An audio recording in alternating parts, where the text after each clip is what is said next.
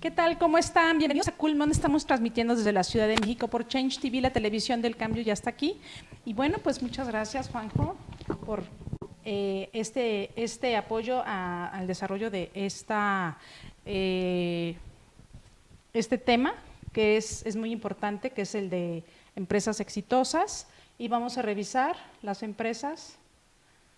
Claro que sí, Laura, es a ti. Hola, buenas tardes. Y vamos a platicar de 3 empresas exitosas: Change TV, Crack Team y People and Business. Pero antes, podemos platicar de otras 3. Una que seguramente has escuchado, Lau, Facebook.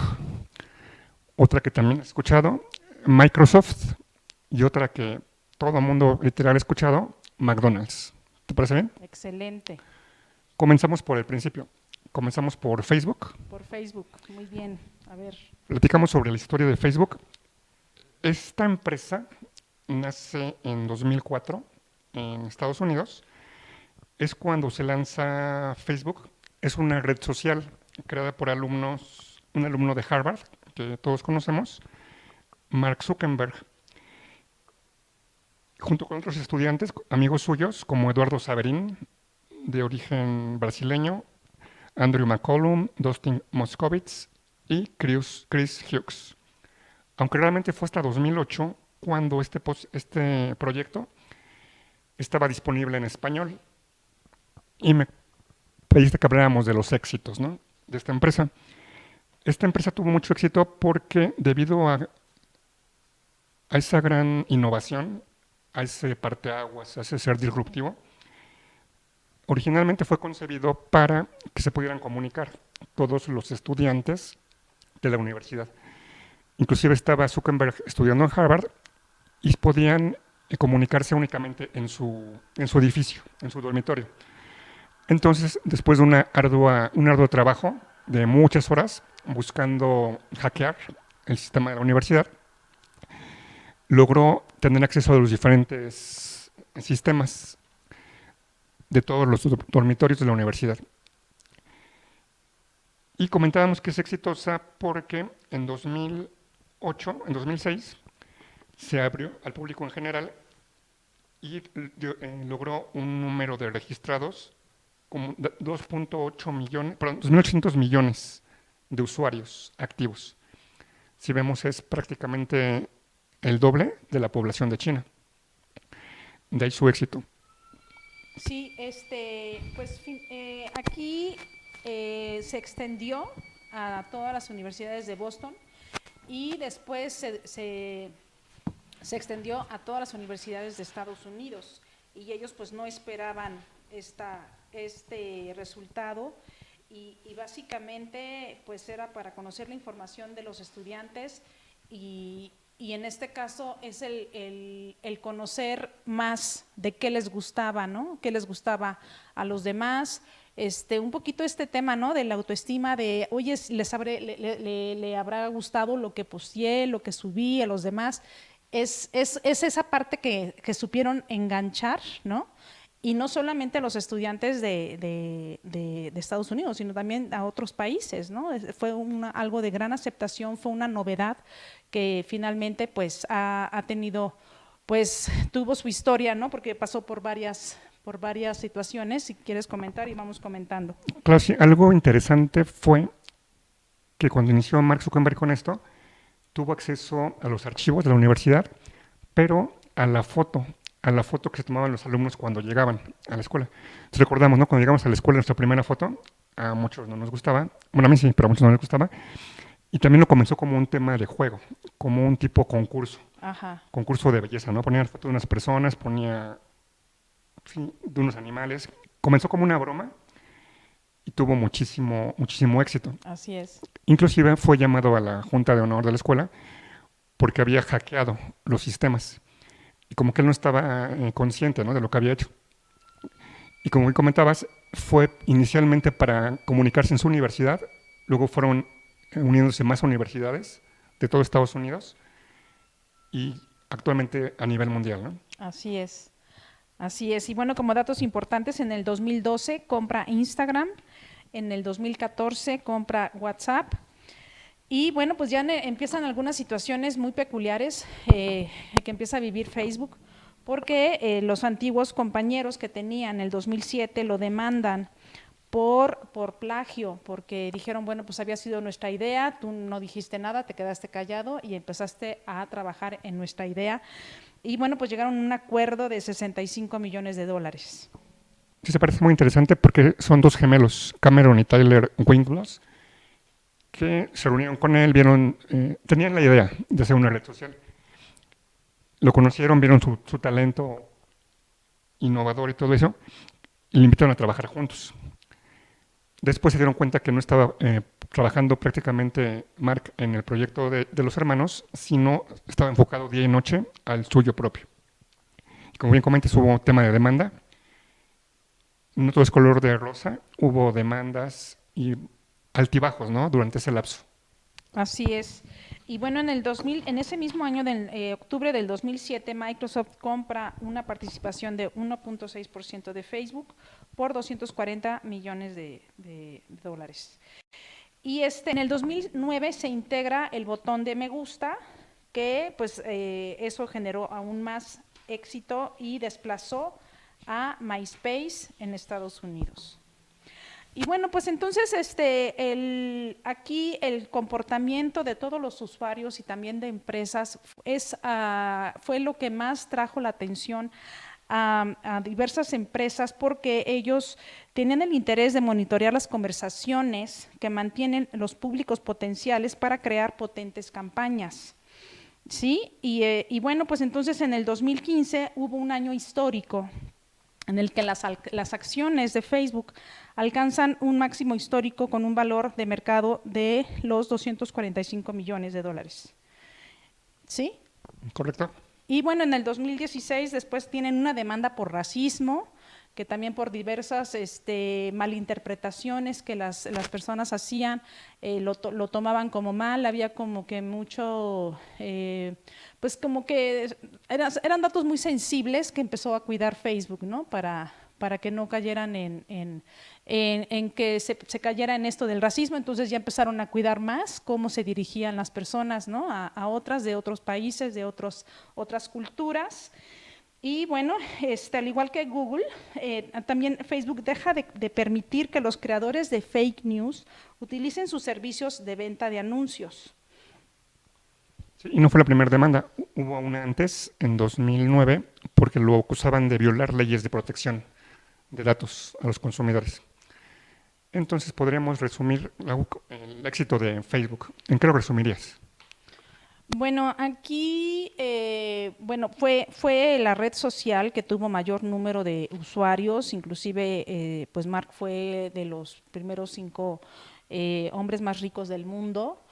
Fue la aceptación de, ¿por qué no decirlo?, de querer conocer a más personas, y fue algo muy atractivo para los jóvenes, en el sentido de querer compartir, como que fue algo que realmente se identificaba con la necesidad de los jóvenes y adultos en expresar cómo se sentían y todo esto, ¿no?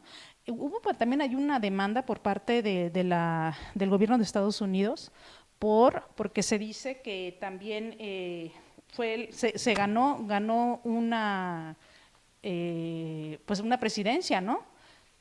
Precisamente por la creación de muchas cuentas que realmente eran falsas, pero sin embargo manipulaban. Yo lo que veo es de que es como fue en su momento, ahorita está más controlado, pero en su momento fue como un medio masivo de comunicación que estaba al alcance de pocos, y que sí se podía manipular todo lo que decían.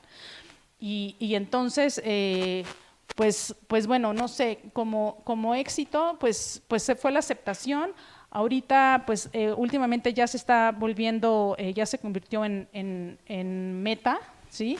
Que es entrar al metaverso, que es esa es una combinación que dicen que van a necesitar el apoyo de otras empresas, y va a ser un desarrollo de entre 10 y 15 años para poder ofrecer estos nuevos servicios a los usuarios de Facebook. Yo resaltaría el tema del éxito de Zuckerberg con Facebook, por esa innovación, por ese ser disruptivo y muchísimo trabajo, muchísimo enfoque.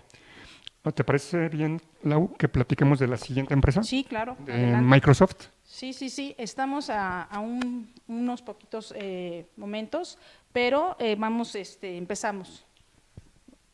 Perfecto. Facebook es más joven que la otra empresa que vamos a platicar, Microsoft. Microsoft. También tiene relación con tecnología, pero esta, así como Facebook se creó un 4 de febrero del 2004, Microsoft se creó un 4 de abril, pero casi han pasado 50 años. En el De- 75, ¿no? Correcto. Su fundador fue Bill Gates con su gran amigo de la preparatoria, Paul Allen. Sus mejores productos actualmente son el sistema operativo Microsoft Windows y la suite de Microsoft Office. Ok, perfecto. Bueno, pues en palabras de Bill Gates, él dijo que jamás imaginamos el tremendo éxito en el mercado y el cambio que supondría para el mundo de las comunicaciones. Y bueno, pues ellos se fundaron la premisa de cambiar la forma en que se trabajaría en cada hogar, cada oficina, escuela y que pueda contar con un equipo informático. Sí, era parte de la visión de Bill que en todo hogar hubiera una computadora Exacto. y lo logró, ¿no? Un Sí. 30% de las computadoras eran hechas por él. Sí, en este caso hizo un convenio con IBM para que ellos, bueno, obtendrían una ganancia por cada hardware que se vendiera, por cada computadora de IBM, pero el acuerdo es de que tenían que tener el sistema operativo, el software de Microsoft, para que lo tuvieran todos en sus hogares. Perfecto. Vamos a una pequeña pausa. ¿Sí?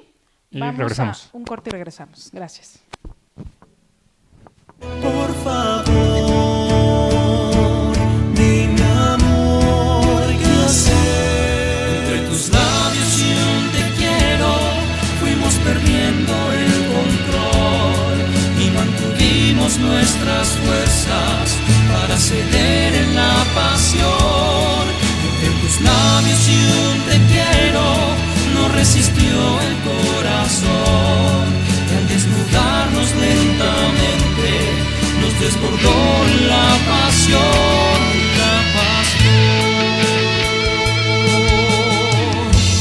Miéntame. Hola, soy Guillermo Mora, concejal en la alcaldía Iztapalapa. Nosotros estamos realizando diferentes actividades. Por ejemplo, llevamos lo que es abasto popular. Como ustedes saben, la inflación es un tema que está afectando los bolsillos de las familias. Por eso nosotros estamos acercando el abasto a las zonas más marginadas de la demarcación. Pero entre otras cosas que hacemos, también realizamos jornadas. Hemos llevado como ejemplo jornadas de detección de pruebas de VIH para que los jóvenes puedan estar protegidos. También realizamos diferentes actividades como reuniones vecinales, entre otros asuntos. Nuestro objetivo es estar cerca de ti y atender tus necesidades. Queremos que te acerques, queremos escucharte. Por ello, te doy mis redes sociales para que puedas contactarme. En Facebook, Guillermo Mora. En Twitter, Instagram y TikTok estoy como @memomora_l. Por ti, por los tuyos, hagámoslo juntos. En esta vida solo tienes dos opciones. 1, quedarte donde estás estancado, estancada. O 2, salir de donde estás para avanzar y continuar. Mi nombre es Arturo Alcántara, soy instructor en hipnosis y programación neurolingüística e hipnoterapeuta clínico de profesión. Y estoy aquí para guiarte y acompañarte en tu proceso de sanación y crecimiento personal y profesional a través de mi empresa Arturo Alcántara Consultores, empresa 100% dedicada al desarrollo del potencial humano y la capacitación personal y empresarial. Sin más, recuerda sanar tu pasado para centrarte en tu presente y abrazar tu futuro. ¿Qué tal? Bienvenidos. Estamos aquí nuevamente retomando el tema de las empresas de éxito y bueno, pues nos quedamos con Microsoft Y bueno, pues aquí lo que Bill Gates nos hace mención es que es un software exclusivo diseñado para el usuario. Si mencionabas antes del corte de Lau que hicieron un convenio, una alianza con IBM, con la Big Blue, con lo cual le permitió muchísimos mayores ingresos. El convenio consistía en que toda computadora fabricada o vendida por IBM llevaba el sistema operativo de Microsoft, Así es, con lo cual implicó un ganar-ganar. así es. Aunque después Microsoft sacó otro sistema que en cierta forma competía, por lo cual tuvieron que revisar ese contrato. Entonces hablamos de los 80s, ¿no?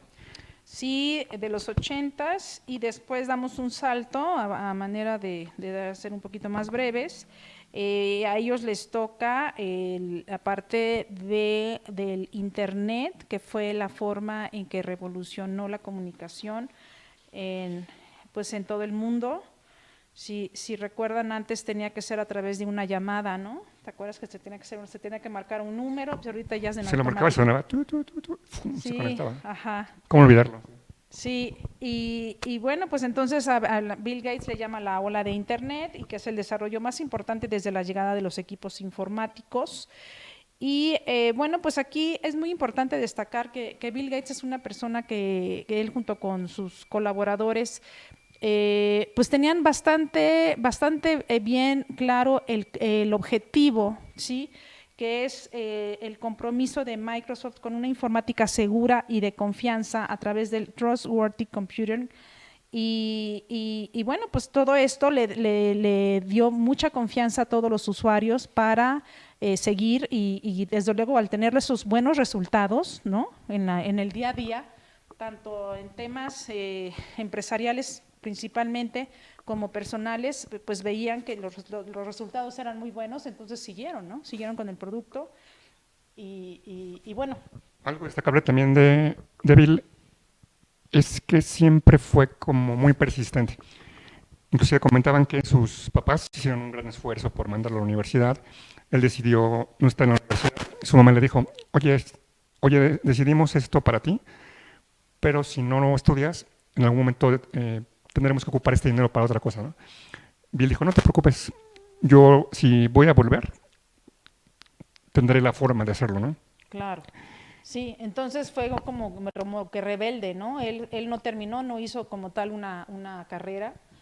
Él sabía el potencial que tenía y no renunció a sus sueños, y fue muy persistente, ¿no? Y una similitud con otra persona que ya trascendió, Steve Jobs de Apple, pero bueno, es otra historia, ¿no? Ok, exacto, y vamos para allá. Bueno, entonces, bueno, pues ellos siguen estudiando, siguen creando nuevos productos, y bueno, pues llegan al éxito de Xbox, que son pues todos lo conocen, son los juegos para los jóvenes y adultos, y bueno, también el éxito que tuvo con Kinect para Xbox 360. Y bueno, pues ya en el año 2022, Microsoft anuncia 2 servicios desarrollados por Apple.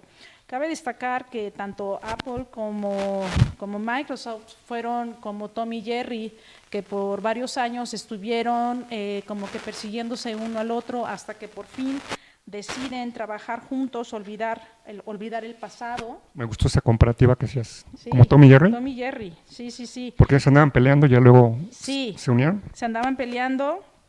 Y bueno, pero finalmente sabían que ellos son los que podían trabajar de la manera en que lo hacen hoy en día, de esa manera, y pues deciden retirar. De hecho, Steve Jobs ya sabía que ya había vuelto a la compañía, estaba a 2 meses de la quiebra, pero tenía un plan. De hecho, ese juicio duró varios años. Steve Jobs. Ajá. Hablas de Apple. Sí, Ah, correcto. precisamente Apple, él dijo que Apple retiraría todas las demandas pendientes que tenía contra Microsoft por el plagio de la interfaz de usuario de la Macintosh y del robo del código fuente QuickTime. Entonces, a cambio de eso, iba a pedirle 2 favores: que Microsoft continuara desarrollando Office y otras de sus aplicaciones para Mac durante los próximos 5 años. Y el segundo favor también sería que invertiría $150 millones en acciones de la manzana sin derecho a voto. Ambas empresas firmarían también un acuerdo cruzado de licencias y Apple accedería a utilizar Internet Explorer como navegador predeterminado en detrimento de Netscape. Mencionabas el Internet Explorer, que también fue uno de los inventos, ¿no? En cierta forma de Bill Gates, que le permitió, en cierta forma, crear una gran penetración, ¿no? En todo el mercado. Mencionabas la U 2020. Cabe mencionar que antes, en 2008, recordamos que hubo una gran crisis a nivel mundial. Se originó en Estados Unidos, crisis inmobiliaria, que nos íbamos a dormir con un tipo de cambio de 10 y despertamos con un tipo de cambio de 15. Esa crisis le afectó también a Microsoft. De hecho, durante el primer trimestre de ese año, de 2008, tuvo ingresos por 13.650 millones de dólares, lo cual representaba una caída del 6%, comparada con el mismo trimestre del año anterior. O sea, fue un año de caídas, pero a fin de cuentas logró repuntar, salir de ese bache. Ok, muy bien. Y bueno, pues lo último que yo tengo por comentar es que, en resumen, la tranquilidad que el acuerdo con Microsoft trajo a inversores y otras compañías desarrolladas para confiar que la Mac no había muerto, ¿no? La reestructuración de la compañía y las novedades se presentarían al año siguiente. Y bueno, pues todo ello fue clave del éxito que tienen hoy en día, ¿no? Hace rato platicábamos, Lau, de Facebook, ahora de Microsoft. Tienen ciertas similitudes y también diferencias. ¿Qué similitudes ubicas o diferencias? Bueno, aquí en este caso es que él se dio cuenta que no podía dejar de dar servicio Facebook, tenía que ser continuo a la hora que fuera. Todos los usuarios en todas las redes del mundo tenían que tener acceso y eso lo descubrió y se dio cuenta que tenían que seguir. Y bueno, lo mismo acá con Microsoft, pues tienen que seguir y no pueden terminar de ofrecer el servicio, tiene que estar continuo día y noche 24/7, ¿no? Que esto es seguir, ofrecer el servicio a cualquier hora, en cualquier momento y en cualquier lugar del mundo. ¿Solo ves como similitud y como diferencias? Las diferencias es que, bueno, en Facebook los creadores pues simplemente pensaron en algo pequeñito, que era algo interno, que era la comunicación de los estudiantes. Jamás pensaron que fueran a llegar a tantos usuarios y mucho menos a nivel mundial. Y esto les restó la visión de poder de alguna manera prevenir a todos aquellos problemas que tuvieron por la parte de la confidencialidad, ¿no? Que fue vulnerable toda la información de los usuarios y pues también hubo algunos problemas con alguna empresa y toda esta falta de control de la información, de cómo poder, hasta dónde se puede llegar al ser un usuario o muchos usuarios falsos, ¿no? Falsos en Facebook. Ok, yo veo en cuanto a similitudes que en ambos casos fueron innovadores, fueron disruptivos, rompieron las reglas, en ambos casos apasionados completamente, en ambos casos con sus amigos de la escuela. Ajá. Así lo iniciaron. Así es. En ambos casos afrontaron temas legales de demandas, en ambos casos salieron avante. Y como diferencia, cuando abrió su empresa Bill Gates tenía 30 años, en cambio Mark era un niño, ¿no? 19 años, exactamente. 19. Prácticamente es un niño. Claro. Y en cuanto pasamos al siguiente tema, Lau. Pasamos a la siguiente empresa de éxito, que es McDonald's. Esta empresa es americana, es fundada en 1940 por Ray Kroc. Y bueno, pues el éxito que tuvo fue por su modelo de franquicias, fue en un principio el darse cuenta de que en un espacio de determinados metros y con determinados números de empleados, ellos podían hacer las hamburguesas, las papas, los refrescos, lo que ofrecen en tiempo óptimo, ¿sí? Porque es una empresa de comida rápida. y bueno, con una calidad, cuidando siempre la calidad de los productos. De hecho, la hamburguesa ha tenido más de 100 mejoras, ¿sí? Y bueno, pues entonces en cuanto a las fortalezas que tiene es que la marca y la reputación son sólidas, cuenta con estrictos estándares y procedimientos de la compañía para todos los que compran las franquicias. Tiene un buen sistema establecido para capacitar y apoyar a los franquiciados para tener éxito en los negocios.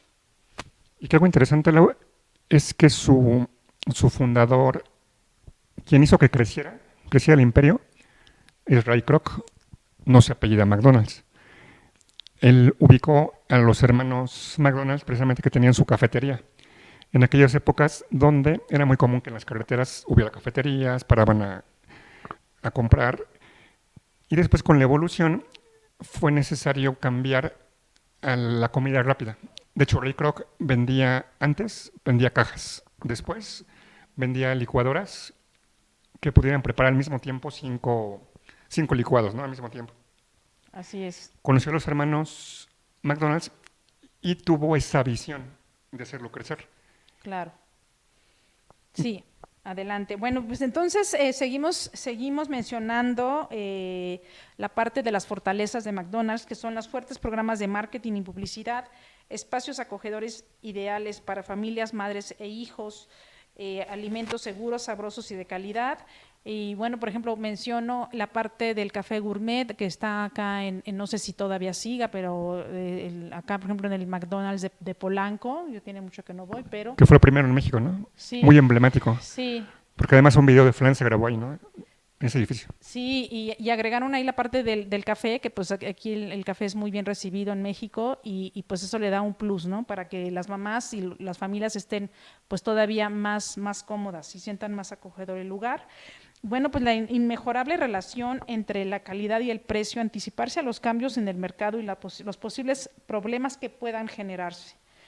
Y bueno, aquí también desde el lado del lado interno del consorcio está la parte de las políticas gerencial de puertas abiertas. Esto es algo mucho de los americanos, de los norteamericanos, que cualquier empleado puede acercarse y con confianza hablar con los directores, y constantemente se les pide opinión a los colaboradores, se realizan encuestas y se busca tomarles en cuenta para decisiones importantes. Su misión es clara: servir con rapidez a un limitado menú de comida caliente, apetitosa, en un restaurante limpio, agradable y a buen precio. Y bueno, por último, es que el objetivo corporativo es ambicioso: lograr en 100% la satisfacción total de los clientes todos los días en cada restaurante del mundo. Y bueno, como había comentado antes, un sistema de entrenamiento estricto para los colaboradores. Sí, nuevamente se convierte en una persona que rompe paradigmas. Crearon la Big Mac, crearon la hamburguesa de pollo, crearon diferentes conceptos, o la cajita feliz, ¿no? Por ejemplo. Eso es muy importante. Fíjate que algo que quiero destacar mucho es que de unos años para acá, desde que las mujeres estamos más dentro del campo laboral, más empoderadas, con esa necesidad de trabajar, porque pues, como ustedes saben, ya luego un salario no es suficiente.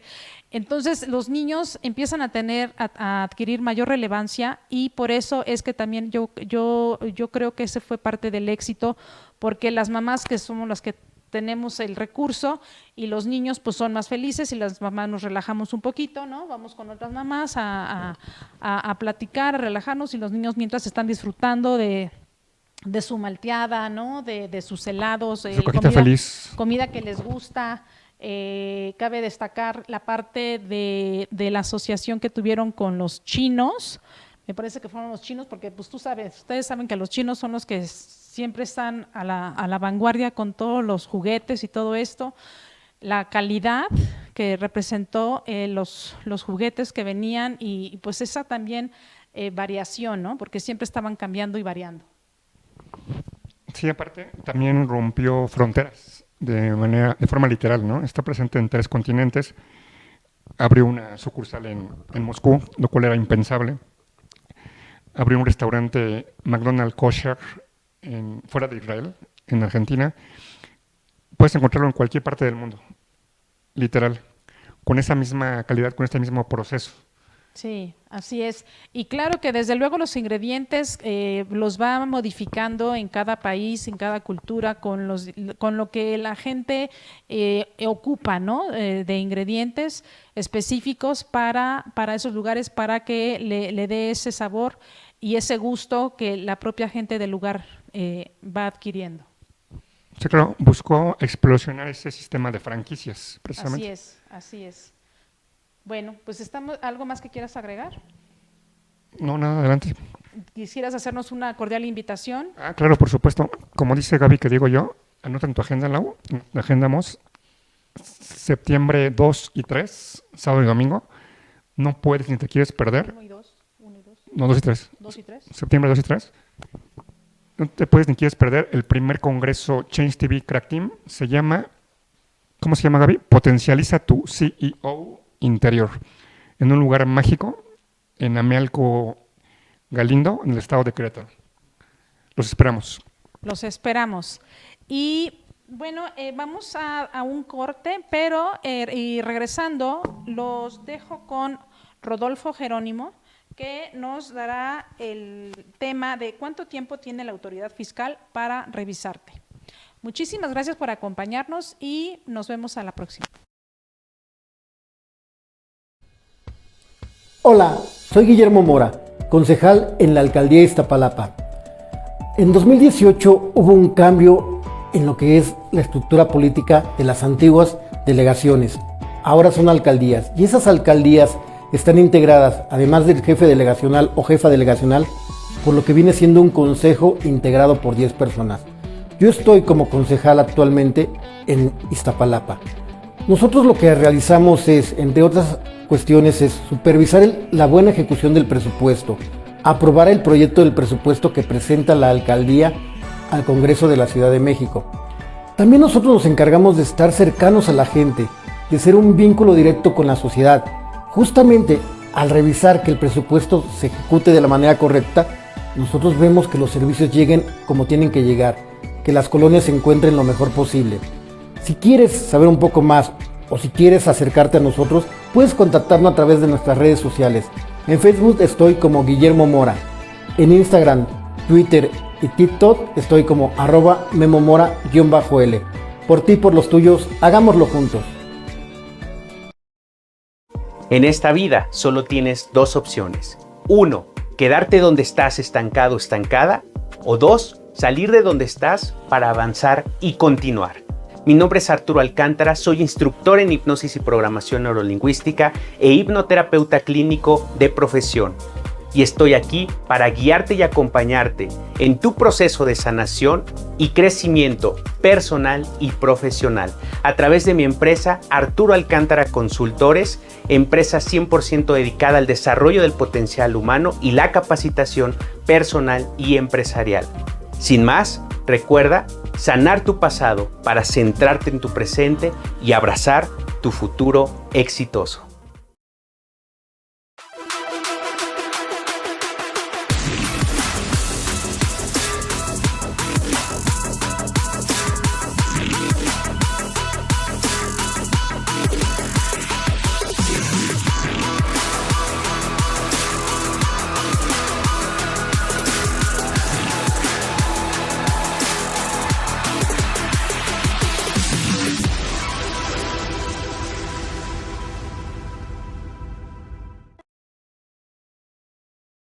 Por favor, dime amor, ¿qué hacer? Entre tus labios y un te quiero, fuimos perdiendo el control y mantuvimos nuestras fuerzas para ceder en la pasión. Entre tus labios y un te quiero, no resistió el corazón y al desnudarnos lentamente nos desbordó la pasión, la pasión. Miéntame.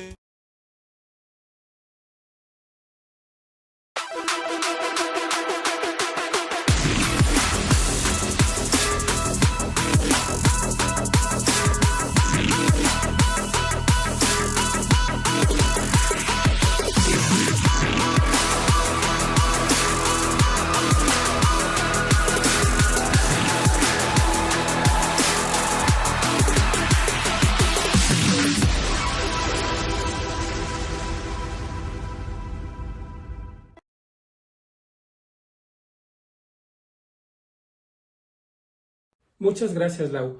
Hola, ¿cómo están? Un gusto nuevamente estar con ustedes. Soy el licenciado en Derecho, maestro en Derecho Fiscal y contador público certificado Rodolfo Jerónimo Pérez.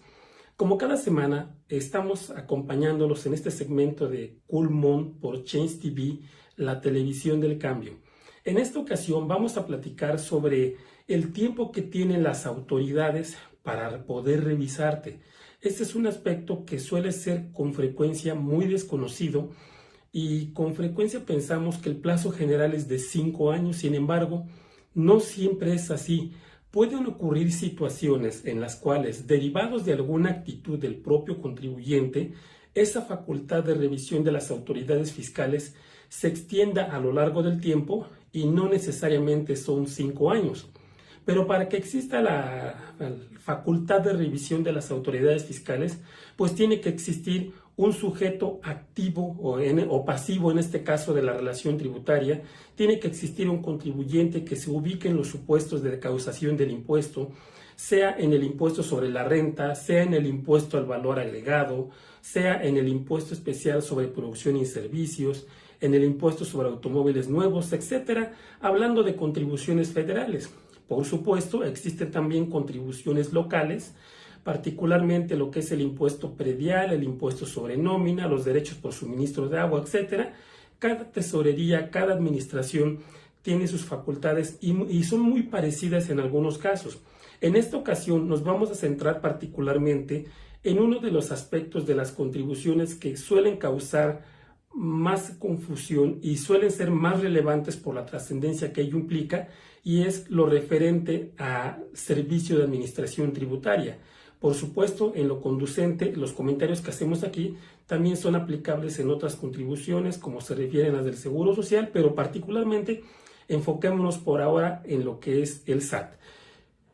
Y esto se debe así, o se refiere así, toda vez que es el propio contribuyente quien tiene la obligación de determinar el impuesto, no es la autoridad fiscal.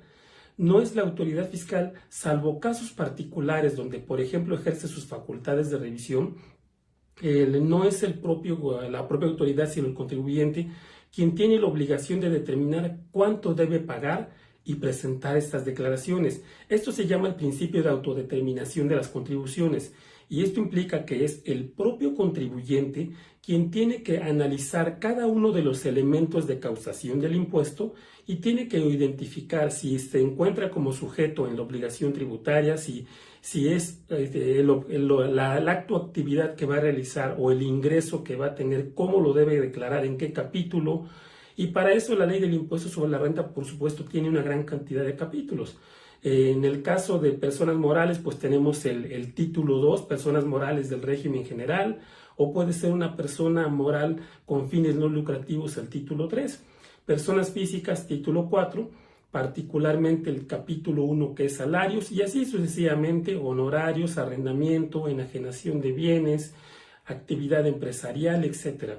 Es la propia persona física o la propia persona moral quien tiene que ubicarse dónde debe tributar, efectuar el cálculo en su caso de los pagos provisionales que tenga en el impuesto sobre la renta y en la declaración anual, que en el caso de personas morales pues la presentan el 31 de marzo y en el caso de personas físicas el 30 de abril. Y por supuesto todas las demás obligaciones que de ello derivan, ¿no? Entre ellos el cálculo y la determinación de la participación de utilidades a los trabajadores, entre otras obligaciones. Todos estos cálculos es el propio contribuyente, es decir, es la propia persona, el contribuyente, quien tiene la obligación de calcular el impuesto y presentar la declaración. A eso se refiere la autodeterminación. No es la autoridad fiscal quien en principio hace el cálculo de la contribución, sino el contribuyente quien determina el impuesto a su cargo y presenta las declaraciones ante la autoridad fiscal. Sin embargo, la autoridad fiscal, que el contribuyente cumpla con esta obligación, no implica que la autoridad fiscal tenga que estar de acuerdo con lo que el contribuyente ha declarado. La autoridad puede ejercer sus facultades de revisión a través de mecanismos electrónicos, a través de las facturas que los contribuyentes emiten, a través de las propias declaraciones informativas que aún existen, de la declaración anual, a través de compulsas a terceros, etcétera.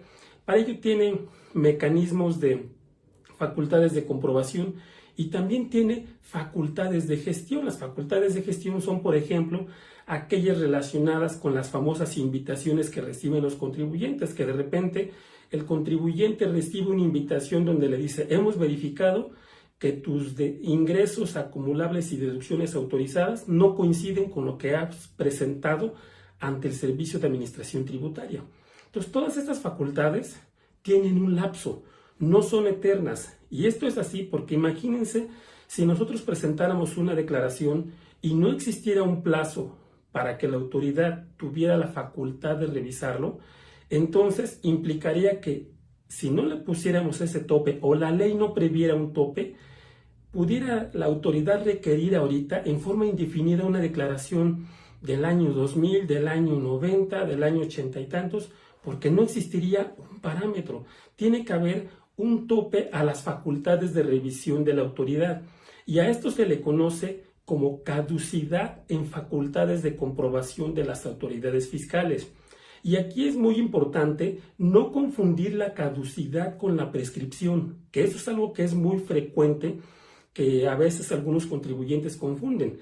Viene la autoridad de revisar y le dice: no, ya prescribieron tus facultades de revisión. No. La prescripción es algo totalmente diferente a la caducidad. La caducidad es el tiempo que tiene la autoridad fiscal para revisarte, que esta en términos generales en principio es de 5 años. ¿Qué implica entonces esto? Que el contribuyente presenta sus declaraciones, a lo mejor presenta una declaración con donde dice que debe un impuesto sobre la renta de 2 millones, presenta su declaración, entera el impuesto y a lo mejor no son 2 millones. Si nosotros revisáramos esos ingresos acumulables y deducciones autorizadas, pudiera ser que en una revisión del propio contribuyente o de la autoridad fiscal, si ejerce sus facultades de comprobación, no son 2 millones, a lo mejor son 5, son 10. ¿Qué fue lo que pasó aquí? Que el contribuyente quizá declaró por error, por desconocimiento, por algún criterio agresivo o simplemente por no querer declarar la realidad, pues declaró ingresos acumulables menores a los obtenidos o deducciones autorizadas que no eran procedentes, y entonces distorsionó la base del impuesto. Y esa declaración la presentó el contribuyente y la autoridad tiene esa facultad de revisarla dentro de un lapso de 5 años. Aquí no estamos hablando de un crédito fiscal, porque no hay una obligación de pagar al contribuyente. Lo que existe es una facultad de revisión. Eso es lo que tenemos que entender como caducidad. La caducidad es la facultad y el tiempo que tiene la autoridad para poder revisarte. Cuando hablamos no del tiempo de revisión, sino de el tiempo que tiene la autoridad para cobrarte algo, entonces ahí hablamos de una prescripción. Son temas diferentes. La prescripción es un medio de adquirir bienes o de liberarse de obligaciones mediante el transcurso del tiempo y siguiendo los procedimientos marcados en la ley. En el derecho civil existen 2 tipos de prescripción: la prescripción positiva, cuando se adquiere un bien, y la prescripción negativa, cuando te liberas de alguna obligación. En materia fiscal solo existe la prescripción negativa, porque el contribuyente, mediante el transcurso del tiempo, se puede liberar de una obligación.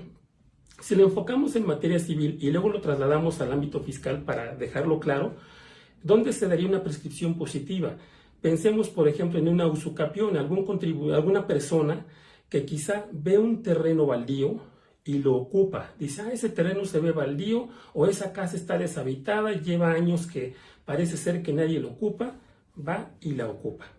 La ocupa en forma pacífica, sin violencia, nadie lo molesta durante 5 años y empieza a pagar y a vivir como si él fuera el dueño de esa casa, y entonces, siguiendo los procedimientos y cumpliendo las obligaciones que tenga que cumplir, existe la posibilidad de que a través de un juicio soliciten a un juez que esa casa se le reconozca que ahora es de él porque él ha habitado en carácter de dueño durante los últimos 5 años. Ahí tenemos una prescripción positiva, hay una adquisición de un bien. Una prescripción negativa en materia civil sería, en este caso, cuando el contribuyente tiene la obligación de pagarle a lo mejor a un banco y no le paga. Y entonces el banco tiene ese tiempo, que son de 10 años en el ámbito civil y de 3 años en caso de que quiera hacerlo a través de juicio ejecutivo mercantil, si es que tiene firmado, por ejemplo, un pagaré, para poder recuperar ese crédito. ¿Qué va a pasar si durante esos 10 años la persona no cubre el crédito con la institución financiera, con el banco, etcétera? Pues entonces existe una obligación moral de pagar esa obligación, porque la realidad es que nunca le ha pagado al banco. Pero legalmente, si la institución financiera no ha ejercido sus facultades de cobro con esta persona, pues entonces, por el transcurso del tiempo, legalmente pierde la facultad de hacerlo. Esto lo trasladamos al ámbito fiscal y entonces aquí vamos a tener lo que es una prescripción negativa. Cuando el contribuyente tiene la obligación de pagar algo a la autoridad, a lo mejor presentó una declaración y al presentar la declaración generas una línea de captura. Pero esa línea de captura luego tienes que presentarla y pagarla en el portal bancario. Mientras no lo hagas, la obligación no está cubierta. Entonces, ¿qué pasa si presentas la declaración pero no la pagas? Allí es un crédito fiscal, una cantidad que la autoridad tiene derecho a cobrarte, pero si no lo hace, por el transcurso del tiempo, pierde el derecho. Entonces, son las dos diferencias entre lo que es caducidad y la prescripción. Entendido entonces este concepto, vamos a ver ahora cuánto tiempo tiene la autoridad para requerirte dependiendo de las diversas situaciones que pueda tener el contribuyente. Pero eso lo vamos a ver después de una pausa. Regresamos en unos minutos. No se vayan, seguimos aquí en Chens TV, la televisión del cambio. Hola, soy Guillermo Mora, concejal en la alcaldía de Iztapalapa. En 2018 hubo un cambio en lo que es la estructura política de las antiguas delegaciones. Ahora son alcaldías y esas alcaldías están integradas, además del jefe delegacional o jefa delegacional, por lo que viene siendo un consejo integrado por 10 personas. Yo estoy como concejal actualmente en Iztapalapa. Nosotros lo que realizamos es, entre otras cuestiones, es supervisar la buena ejecución del presupuesto, aprobar el proyecto del presupuesto que presenta la alcaldía al Congreso de la Ciudad de México. También nosotros nos encargamos de estar cercanos a la gente, de ser un vínculo directo con la sociedad. Justamente al revisar que el presupuesto se ejecute de la manera correcta, nosotros vemos que los servicios lleguen como tienen que llegar, que las colonias se encuentren lo mejor posible.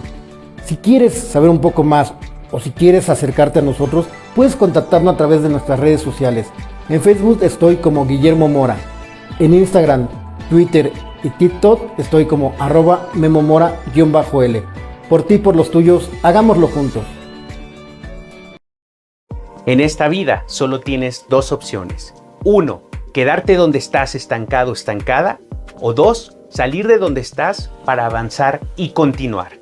Mi nombre es Arturo Alcántara, soy instructor en hipnosis y programación neurolingüística e hipnoterapeuta clínico de profesión.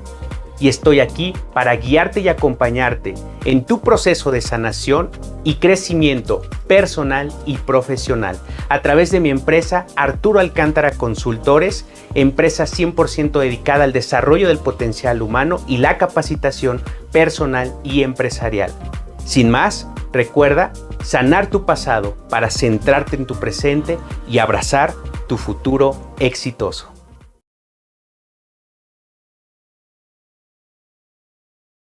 Estábamos platicando antes de irnos a la pausa comercial de la diferencia entre lo que es la caducidad y la prescripción en el ámbito civil y luego su diferencia con el ámbito fiscal. Y bueno, comentábamos que en materia fiscal no existe la prescripción positiva, nunca se adquiere un bien en forma positiva, pero sí existe la prescripción negativa, que es liberarse de obligaciones.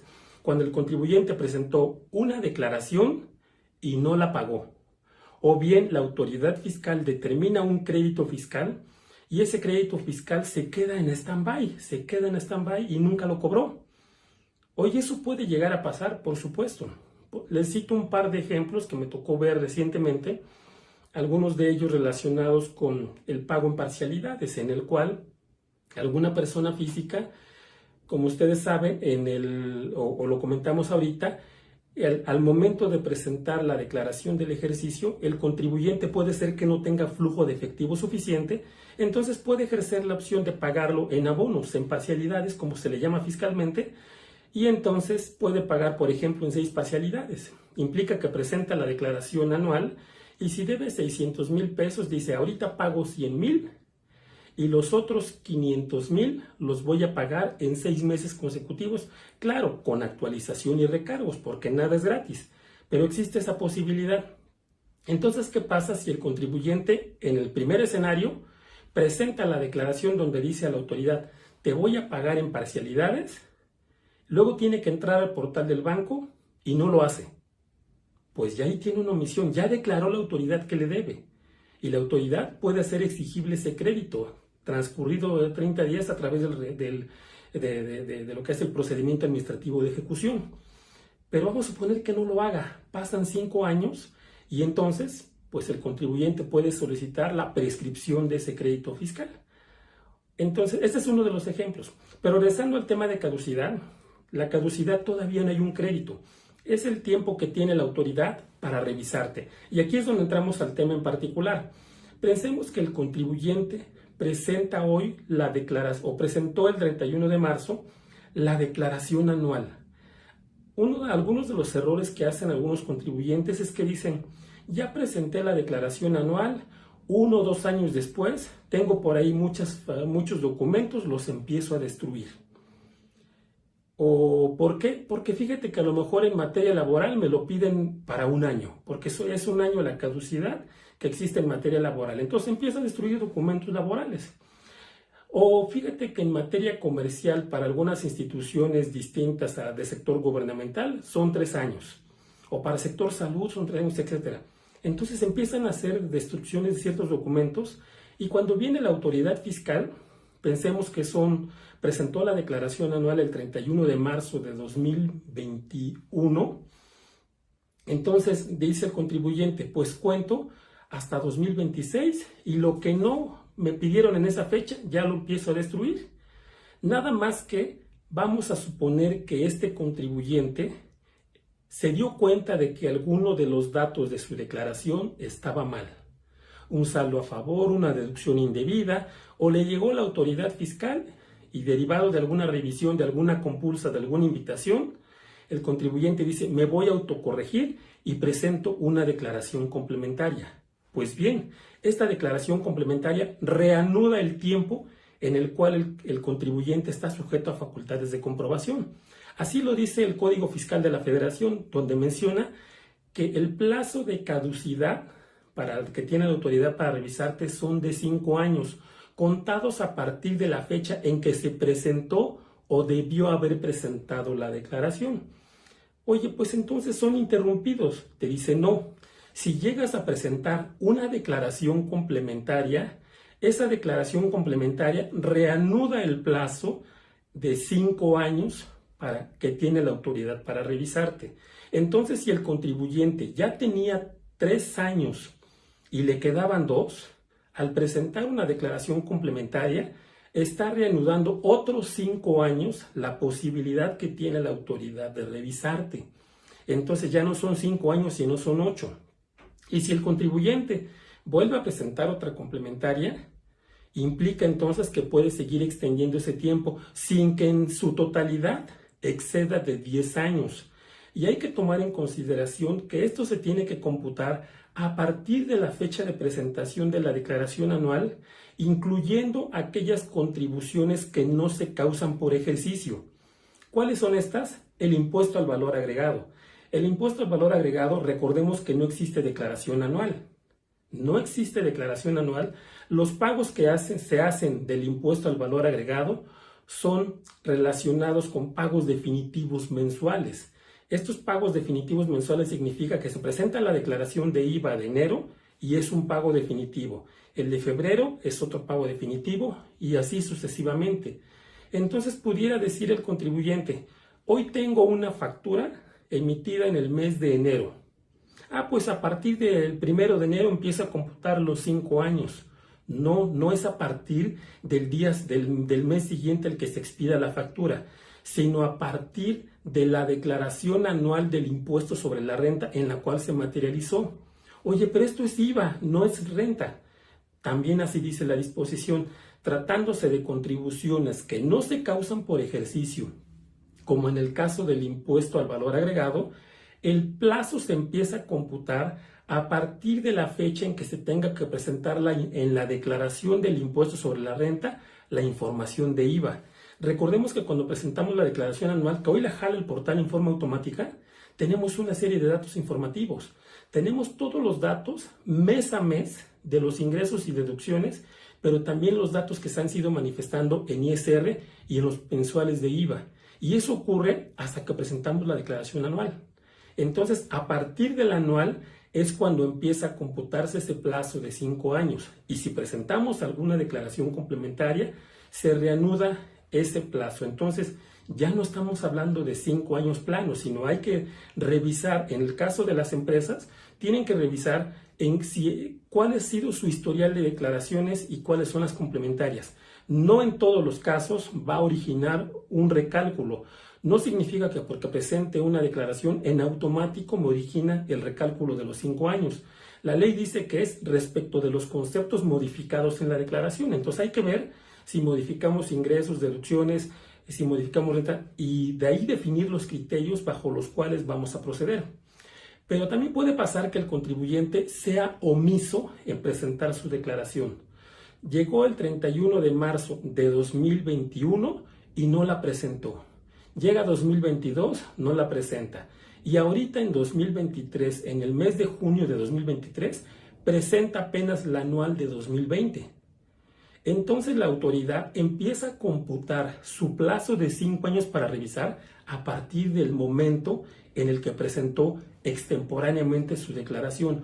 No es a partir de 2021 cuando debió presentarla, porque la autoridad no puede revisar algo que el contribuyente no ha declarado. Y si el contribuyente fue omiso en presentar su declaración, entonces pues es al contribuyente el que se le sanciona en no computar ese plazo de 5 años. Entonces podemos ver que aquí ya se alarga un poquito también el tema. Existen otros supuestos, por ejemplo, cuando el contribuyente no lleva contabilidad.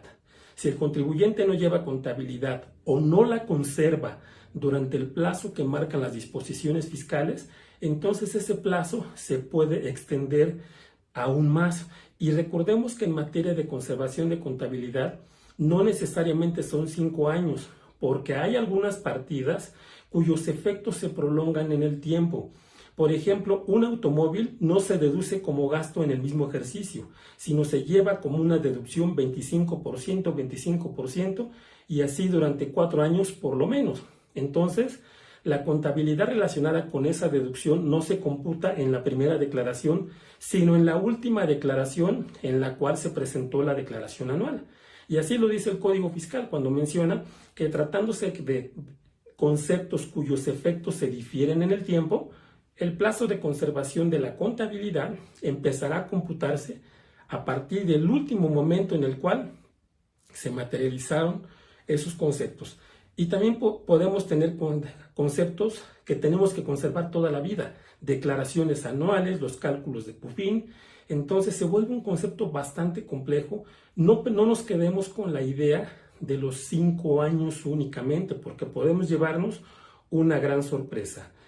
Otro concepto en el cual el plazo se va a 10 años es cuando el contribuyente no esté registrado en el Registro Federal de Contribuyentes debiendo hacerlo, que esté en la economía informal.